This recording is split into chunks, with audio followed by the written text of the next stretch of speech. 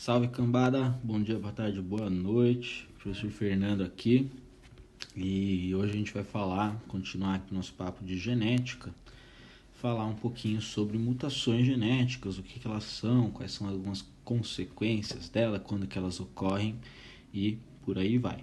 Bom, já falamos bastante dos das características do DNA, né, os processos pelo qual o DNA passa, que são a duplicação, que acontece durante a divisão celular, seja meiose, seja mitose, que é quando os cromossomos são duplicados, né? Isso acontece com a autoduplicação do DNA.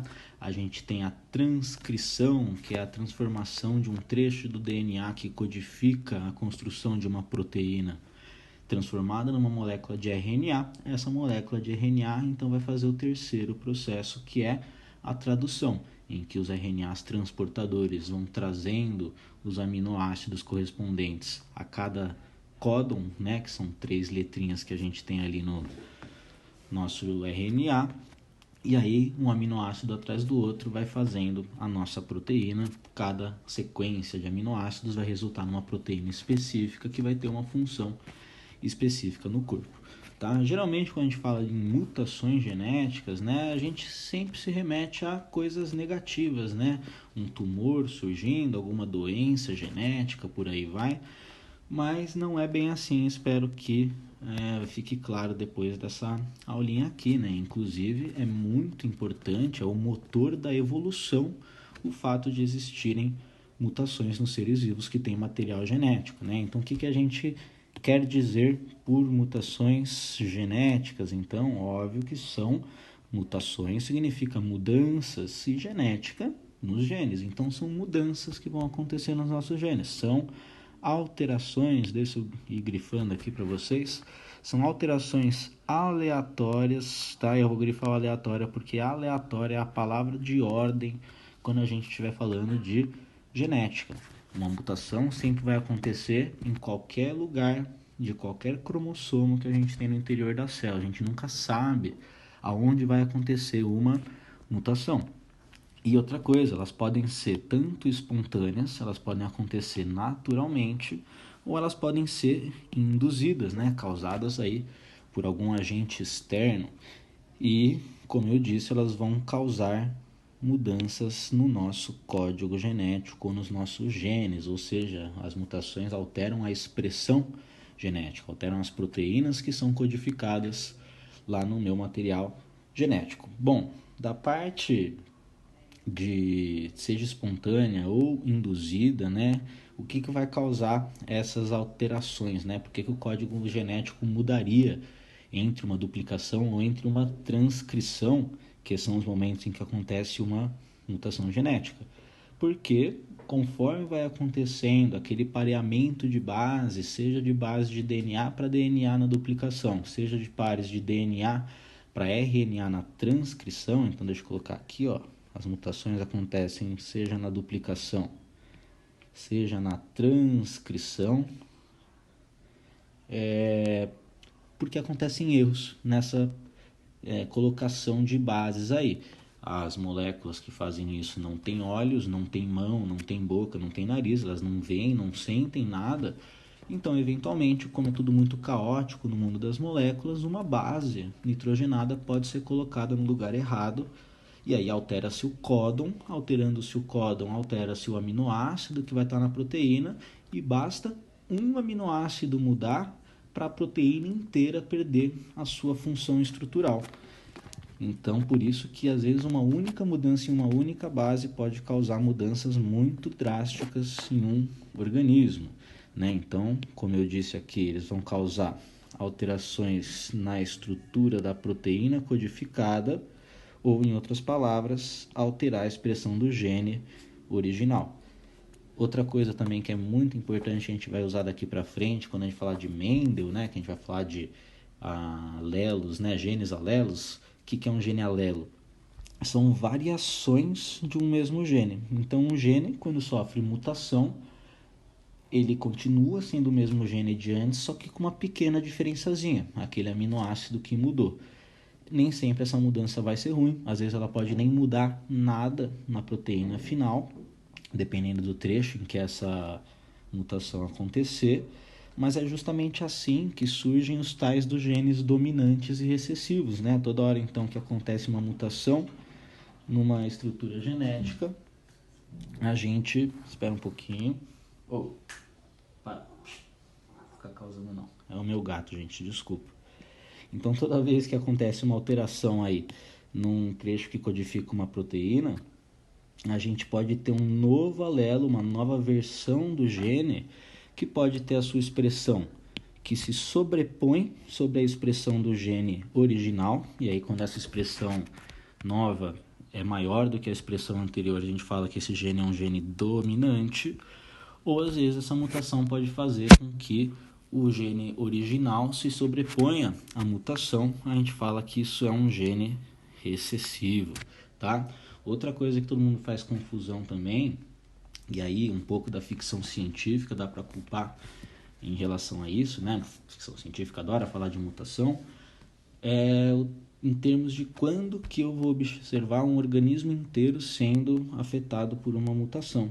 Então a gente tem dois lugares, né, ou dois tipos de células no nosso corpo que podem sofrer essa mutação. Vamos olhar aqui.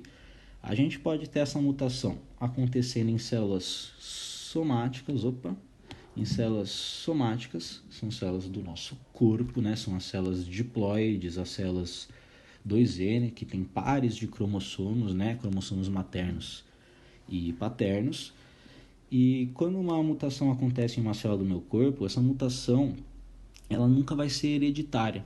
Por que ela não vai ser hereditária? Porque a célula somática, por exemplo, uma célula da minha mão, uma célula da minha cabeça, não vai transmitir material genético para a próxima geração. Então, por mais que aconteça uma mutação em alguma dessas células, ela vai ser localizada e vai afetar só o indivíduo que está portando essa célula mutante. Muitos casos de mutação em células somáticas são resultantes dos tumores, né? Que é uma mutação que acontece geralmente nos genes que regulam a duplicação da célula ou até a apoptose, que é aquela morte celular programada, tá bom? Agora, para ser hereditário, a gente vai precisar que a mutação aconteça em uma célula que vai ser transmitida para a próxima geração. E só um tipo de célula no corpo faz isso, que são os nossos gametas. Então, se eu tiver uma mutação aqui na produção de espermatozoides nos testículos dos organismos machos, ou uma mutação nos óvulos, aqui nos ovários dos organismos fêmeas, a gente vai sim conseguir carregar essa mutação para a próxima geração. Tá? Note que, como ela vai acontecer a mutação num espermatozoide ou num óvulo, isso não vai afetar o meu indivíduo, né? Mas ela vai ser hereditária, ela pode afetar, seja de maneira nenhuma, positivamente ou negativamente, a próxima geração. E aí, como os gametas vão dar origem a um novo indivíduo, e esse novo indivíduo tem todas as suas células formadas a partir da célula que resulta da fecundação, esse descendente vai ter todas as suas células do seu corpo, todas as suas células somáticas vão apresentar essa mutação que foi herdada pela geração anterior, tá? Você pode até falar, professor, mas se não afeta o indivíduo, a mutação nos gametas, por que existe câncer de testículo ou câncer nos ovários? De novo, o ovário e o testículo, e os ovários e os testículos são formados por células somáticas. Quando a mutação acontece no processo de gametogênese, que a gente vai ver mais para frente, aí sim o gameta vai ter a mutação, certo? Agora, quando acontece nos tecidos que formam o gameta, aí sim a gente está falando de uma célula somática. Desculpa. Bom, isso é muito importante para a gente na biologia, porque saber disso, né? Saber de toda a dinâmica de tradução de proteínas, de como que os genes se expressam, e sabendo que apenas as mutações que acontecem nas células germinativas, nos gametas, que vão ser hereditárias, a gente hoje em dia tem uma atualização da visão darwiniana de evolução, né? O Darwin percebeu que a natureza selecionava aqueles indivíduos que eram mais aptos à sobrevivência, aqueles indivíduos que tinham alguma característica que favorecia a sobrevivência deles em dadas as condições ambientais.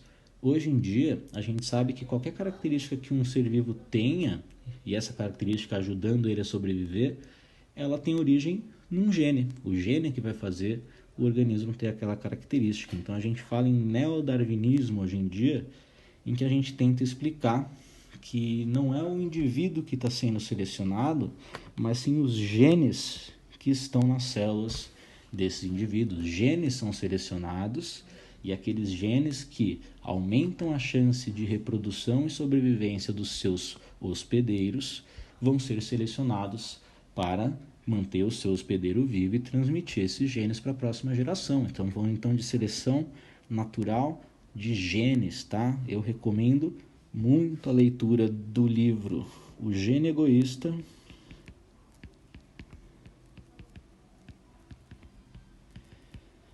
do biólogo Richard Dawkins, ou Dawkins aí, não sei como é que fala, em que ele analisa muito bem essa visão de neodarwinismo e seleção natural de genes e não de indivíduos em si. Para entender isso daqui, vamos então remontar a história de um organismo que nasce então herdando uma mutação da geração anterior. Bom, para isso, vamos aqui pensar nessa fecundação que está para acontecer e aí vamos estabelecer que esse espermatozoide ele carrega uma mutação que aconteceu durante a gametogênese. Então a gente está falando de um gameta mutante.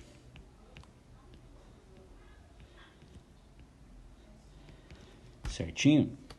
E ele vai fecundar esse óvulo. E na hora em que ele fundir o seu material genético com o do óvulo, a mutação vai fazer parte do zigoto. O zigoto vai se transformar em embrião e a gente vai ter um embrião carregando essa mutação. Embrião mutante, só para vocês verem que mutação não tem nada necessariamente de bom ou ruim antes da gente analisar. Olha, esse embrião, ele não parece malvado, não está crescendo espinho nele, não está soltando raio laser pelo olho, né? Então a mutação, a gente não sabe o caminho que ela vai tomar até o indivíduo se desenvolver. Obviamente que a gente vai ter algumas mutações que são deletérias o bastante para interromper o desenvolvimento embrionário, né? Mas não são tão comuns assim. Bom, esse embrião mutante carregando essa mutação, ele vai sofrer pressão seletiva, ele vai sofrer seleção natural. Seja lá qual característica que esse gameta mutante está passando para ele, quem vai dizer se é bom, ruim ou neutro é o ambiente, né? O meio em que esse organismo vai crescer. Então a gente tem 3 caminhos para seguir se eu for esse embrião. Lembrando então que ele está sendo vítima da pressão seletiva.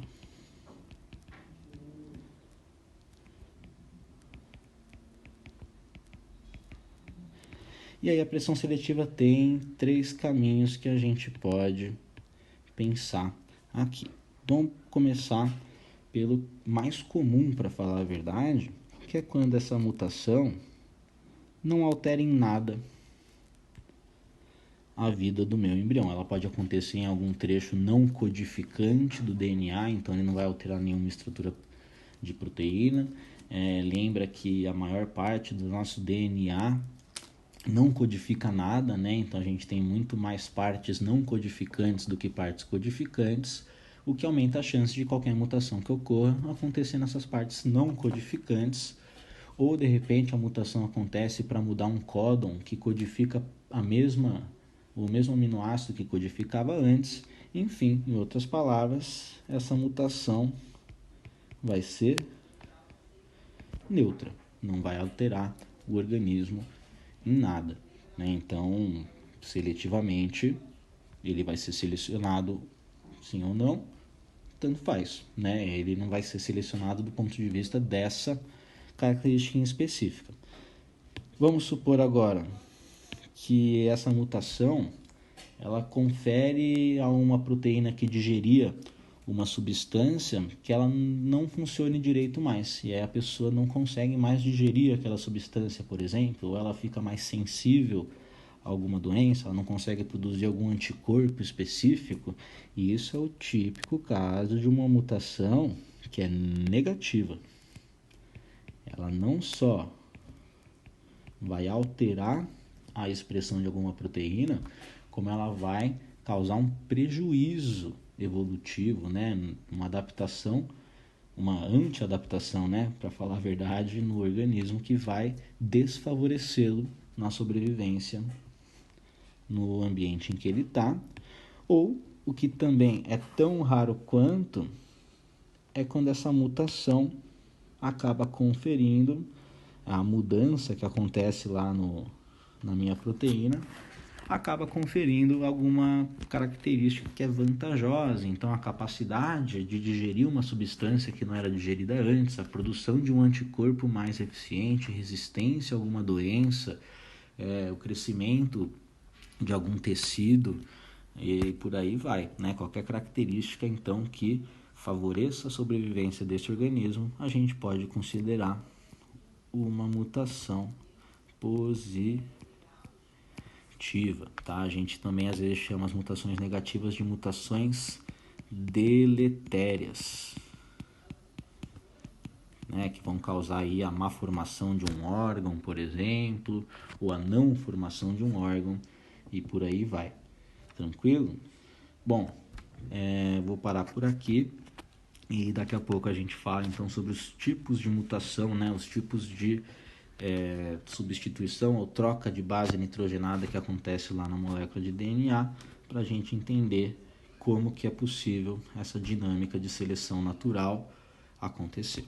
Tá bom? Fiquem bem e tchau, tchau.